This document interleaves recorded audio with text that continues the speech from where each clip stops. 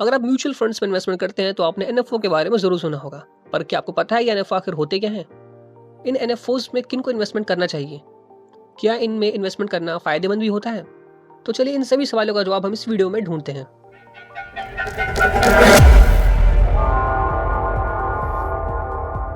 NFO यानी कि new fund offer, जैसा इसका नाम ही बता रहा है, न्यू फंड ऑफर मतलब कि एक नया फंड जो ऑफर किया जा रहा है इन्वेस्टर्स को कि आप आए और इस फंड में इन्वेस्टमेंट करें। जब भी म्यूचुअल फंड कंपनीज एक नया स्कीम लेकर आती है तो उसे एनएफओ कहा जाता है।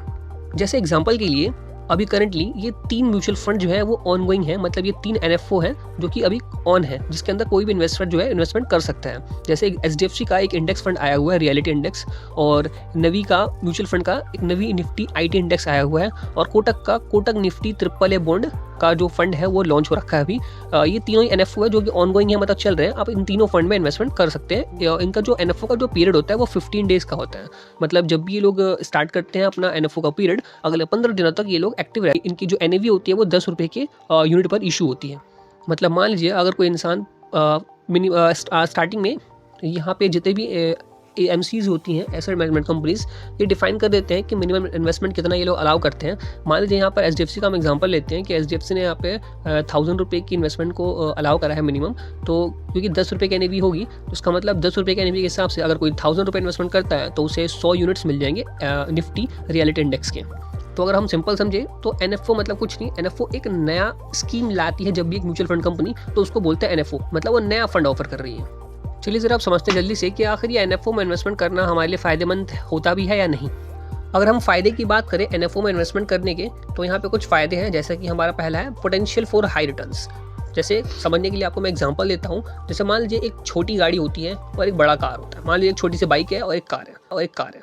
तो जो छोटी सी कार होती है वो क्या करती है, वो पतले पतले गली में या फिर आराम से शॉर्टकट लेते हुए आराम से काफ़ी तेज़ी से आगे बढ़ती है। जबकि हमारे एक बड़ा कार जो होता है वो क्योंकि बड़ा है साइज़ में, इसलिए वो पतली गलियों में नहीं हो सकता, उसे मेन रोड पे, एक चौड़े रोड पे चलना होगा। तो इससे क्या है, हम इससे क्या समझते हैं कि जो हमारे जो स्टार्टिंग के जो फंड्स होते हैं, मतलब जो छोटे गाड़ियाँ वगैरह होती है, मोटरसाइकिल वगैरह, बाइसाइकिल, 2 व्हीलर्स, वो क्या करते हैं, वो ट्रैवलिंग थोड़ा सा फास्ट तरीके से कर सकते हैं। अगर वो कहीं अटकते हैं तो शॉर्टकट लेके जल्दी से आगे बढ़ सकते हैं। और यहाँ पे हमारा जो बड़े कार वगैरह होता है साइज़ में, उन्हें एक सिस्टमेटिक वे और सिस्टमेटिक पाथ को फॉलो करना पड़ता है, क्योंकि वो अगर शॉर्टकट वगैरह लेते हैं तो वो फंस भी सकते हैं उसमें। तो मैं आपको क्या बताना चाहता हूँ कि जो एनएफओ होते हैं, क्योंकि ये स्टार्टिंग में आए हुए होते हैं, न्यू होते हैं, तो ये 2 व्हीलर की तरह होते हैं। ये बहुत ही तेज़ी से लोग रिटर्न जनरेट करके देते हैं स्टार्टिंग में। तो स्टार्टिंग में एनएफओ क्योंकि छोटा होते हैं, इनके फंड मैनेजर थोड़ा एग्रेसिवली इन्वेस्टमेंट वगैरह करते हैं ऐसे स्टॉक्स में जो हायर ग्रोथ या पोटेंशियल रखते हैं। तो एनएफओ में इन्वेस्टमेंट अगर आप करते हैं तो एक चांस होता है कि हाई पोटेंशियल रिटर्न आपको जनरेट हो पाए। पर किसी भी चीज़ की गारंटी नहीं होती है स्टॉक मार्केट में, म्यूचुअल फंड इंडस्ट्री में। यहाँ पे बस चांसेस ही है कि हाँ, हाई पोटेंशियल रिटर्न हो सकता है।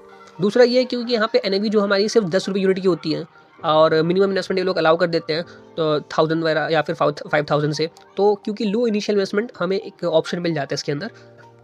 तीसरा हम लोग फायदेमंद बोल सकते हैं कि यूनिक इन्वेस्टमेंट थीम हो सकता है। कई बार म्यूचुअल फंड जब नया स्कीम लॉन्च करते हैं तो एक नया थीम, एक नया ऑब्जेक्टिव लेके आते हैं। फॉर एग्जाम्पल के लिए अभी कुछ रिसेंट टाइम्स पहले कोटक एक टेक्नोलॉजी फंड लेकर आया था जिसका थीम था कि वो टेक्नोलॉजी वाले सेक्टर में इन्वेस्टमेंट करेगा।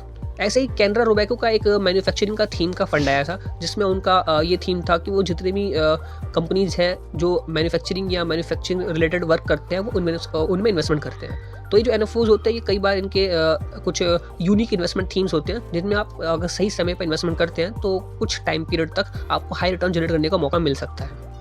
पर जैसे सिक्के के भी 2 पहलू होते हैं, हर चीज़ के उसी तरह एडवांटेज के साथ साथ डिसएडवांटेज भी होते हैं। हर चीज़ के फायदे भी है और नुकसान भी है। कुछ नुकसान यहाँ पे मैंने जैसे बताए हैं। सबसे पहला है कि लिमिटेड ट्रैक रिकॉर्ड, क्योंकि एनएफओ है मतलब कि न्यू फंड है, एक नया स्कीम है, तो उसका कोई पास रिकॉर्ड होगा ही नहीं। उस फंड ने कैसे पास परफॉर्मेंस करी है वो कैसे हो सकता है, क्योंकि वो तो अभी लॉन्च ही नया हुआ है।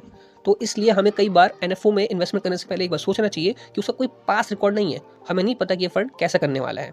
तो इसके लिए हमें दूसरे पर्सपेक्टिव से एनालिसिस करना होता है, वो हम किसी और वीडियो में एनालाइज करेंगे कि हम एक एनएफओ कैसे एनालाइज कर सकते हैं। पर ये इसकी सबसे पहली डिसएडवांटेज है। दूसरा, मार्केट टाइमिंग। कई बार एनएफओ जो होते हैं वो एक ऐसे टाइम पे अपने फंड को लेकर आते हैं जब मार्केट बुलिश चल रहा होता है। जैसे अभी फिलहाल मार्केट जो काफ़ी बुलिश ट्रेंड में है, तो बहुत सारे एनएफओ देखने को मिल रहे हैं, क्योंकि जब बुलिश ट्रेंड में चल रहा होता है तो इन्वेस्टर्स भी काफ़ी बुलिश होते हैं। तो जब भी नया फंड आता है तो जो इन्वेस्टर्स होते हैं इन्वेस्टमेंट करने के लिए और ज़्यादा अट्रैक्ट होते हैं।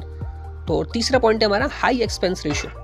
कई बार न्यू फंड ऑफर जो होते हैं उनके काफ़ी ज़्यादा हाई एक्सपेंस रेशियो भी होता है, तो हमें एक ऐसे फंड्स में इन्वेस्टमेंट करना चाहिए जो उनके कम एक्सपेंस रेशियो हो और वो चांसेस हो कि वो अच्छा रिटर्न भी जनरेट करके दे पाए। और अगर वो कोई इंडेक्स फंड है तो बिल्कुल उनका जो हमारा एक्सपेंस रेशियो हो तो बिल्कुल लो साइड में ही होना चाहिए। वैसे भी सेबी की गाइडलाइंस है कि कोई भी हमारा इंडेक्स फंड जो है वो 1% से ज़्यादा हमारा जो एक्सपेंस रेशियो नहीं रख सकता। फोर्थ हमारा पॉइंट है पोटेंशियल फॉर अनस्टेबिलिटी, क्योंकि ये एनएफओ एक नया फंड ऑफर है, जो मतलब कि एएमसी के पास कम फंड है, तो ये लोग काफ़ी ज़्यादा एग्रेसिवली थोड़ा इन्वेस्टमेंट वगैरह करते हैं, जिससे इनकी एनएवी भी काफ़ी ज़्यादा फ्लक्चुएट होती है। एक एनएफओ की डिटेल एनालिसिस कैसे कर सकते हैं हम, इसके ऊपर एक न्यू वीडियो बनाऊंगा मैं, लेकिन आपको इस वीडियो में कंक्लूड करते हुए मैं आपको एक 4 पॉइंट्स बताना चाहूँगा कि आप कभी भी एक एनएफओ में जाते हैं इन्वेस्टमेंट करने के लिए तो इन 4 फैक्टर को जरूर ध्यान में रखें। सबसे पहला कि इन्वेस्टमेंट ऑब्जेक्टिव है क्या उस न्यू फंड का, उसका जो इन्वेस्टमेंट ऑब्जेक्टिव है और जो आप जिस इन्वेस्टमेंट ऑब्जेक्टिव के हिसाब से इन्वेस्टमेंट करने जा रहे हैं क्या वो थोड़ा मैच करता है या नहीं। मतलब अगर वो फंड जो है उसका इन्वेस्टमेंट ऑब्जेक्टिव है कि वो हाई रिटर्न जनरेट करके दे हाई रिस्क के साथ, पर आप जो है वो आप हाई रिस्क ले नहीं सकते, आपको तो लो रिस्क चाहिए, जो रिटर्न भले ज़्यादा ना मिले, तो इसका मतलब इसका इन्वेस्टमेंट ऑब्जेक्टिव आपसे मैच नहीं कर रहा, तो आपको ऐसे फंड में नहीं जाना चाहिए।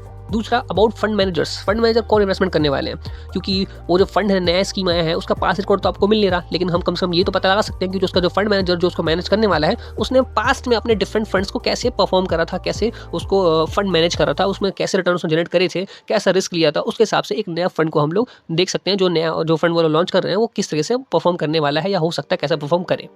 तीसरा ट्रैक रिकॉर्ड ऑफ एएमसी, जो हम लोग एएमसी है मतलब एसेट मैनेजमेंट कंपनी, जैसे कि एचडीएफसी है, कोटक है, क्वांट है, डिफरेंट म्यूचुअल फंड कंपनीज हैं, एएमसी कहते हैं। तो ये जो एएमसीज है इनके ट्रैक रिकॉर्ड कैसे है, इनके पुराने फंड्स जो है उनके कैसे परफॉर्मेंस है, उनके बेसिस पे भी हम लोग ये डिसीजन ले सकते हैं कि हमें एनएफओ में इन्वेस्टमेंट करना चाहिए या नहीं।